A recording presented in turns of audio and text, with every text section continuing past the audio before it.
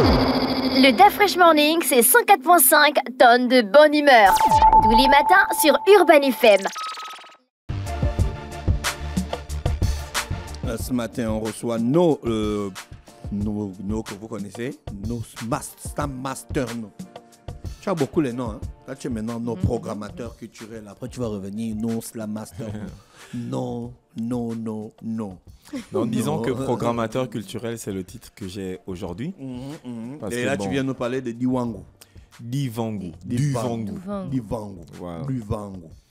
La résidence artistique. Voilà, c'est un mot en guissière qui veut dire création. Ah bon, hein? En fait, c'est un projet initié. C'est vrai. Non, faut pas venir nous mytho. C'est un projet, non. Non, est-ce que c'est vrai? Dans la globalité. Est-ce que c'est vrai d'abord en guissier? Toi, tu parles au guissier? Non, c'est pas mon projet. Qui t'a dit? Moi, je suis programmateur culturel dans ce projet. Qui t'a dit que ça voulait dire la création? Bah, en fait, moi, j'étais en pays guissier. Hein. Je n'ai pas entendu le mot là. Bon, sinon, Divangu veut dire création. D'accord. En fait, c'est une entreprise d'ingénierie culturelle française qui s'appelle Manifesto, qui a voulu amener un projet de résidence de création artistique au Gabon. Et ils ont cherché un mot qui va aller dans l'optique de nos langues maternelles pour parler de création. Et donc, on a cherché un peu dans toutes les langues. Et puis, c'est ce mot-là qui est ressorti, qui les a impactés, qui les a vulgairement blasés, Divangu. Et donc, c'est l'idée d'une résidence de création où il y a plus d'une trentaine d'artistes de plusieurs pays, la France, la Guinée, le Gabon, le Cameroun, qui sont en résidence de création. Et le site de la résidence de la création, c'est dans l'ancienne ambassade de France. Le bâtiment est situé juste en face de rénovation. Et donc, nous, l'entreprise Black History Art, on connaît le festival, mais qui a muté maintenant en entreprise aussi d'ingénierie culturelle, a eu le marché de programmateurs culturels au sein de ce projet Divangu. Et donc, aujourd'hui, moi, je suis venu vous parler de l'ouverture des portes de cette résidence de création. On retrouve quoi concrètement? On va retrouver quoi à Divangu?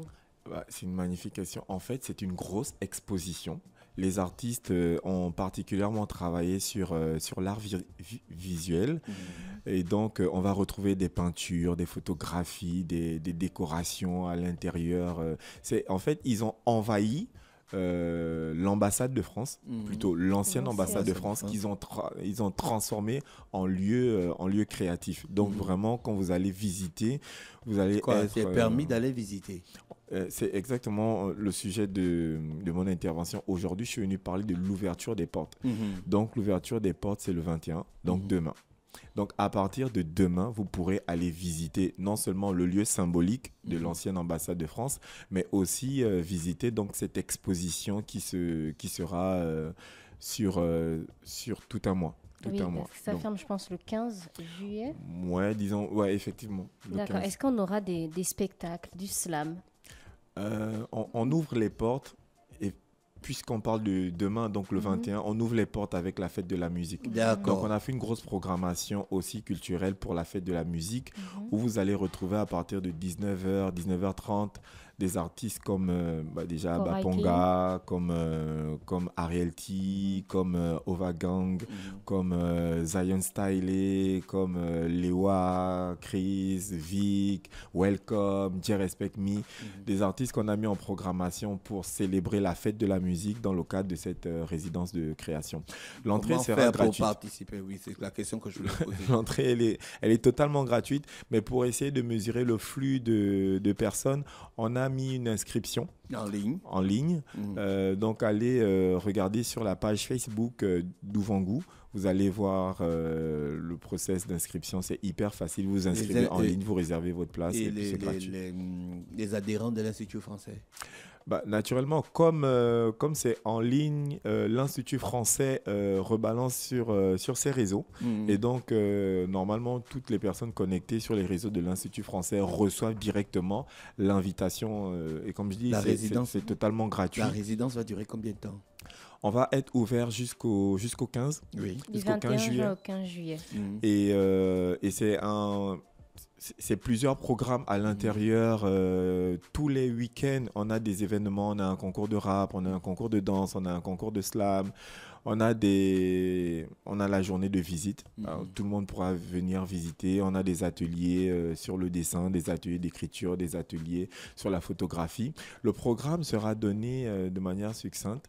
Mais principalement aujourd'hui, je vais juste parler de cette ouverture. C'est le 21, demain. Ouverture des portes, 19h, avec la fête de la musique. Et puis le lendemain, le 22, totalement ouvert, totalement gratuit. Vous pouvez venir visiter. Le dimanche aussi. Et tous les lundis, par contre, ce sera fermé. C'est le temps pour nous de faire un peu le ménage. Mais après ça, c'est totalement ouvert. D'accord. Merci d'avoir accepté notre invitation. Je rappelle que tu venais nous parler de l'ouverture de d'Ivango, voilà, qui est la résidence artistique qui s'ouvre demain avec la fête de la musique. Yes. On te remercie d'avoir accepté notre invitation et on te souhaite de passer une bonne journée à l'écoute des programmes d'Urban FM. Et yo! Le Da Fresh Morning, c'est 104.5 tonnes de bonne humeur. Tous les matins sur Urban FM.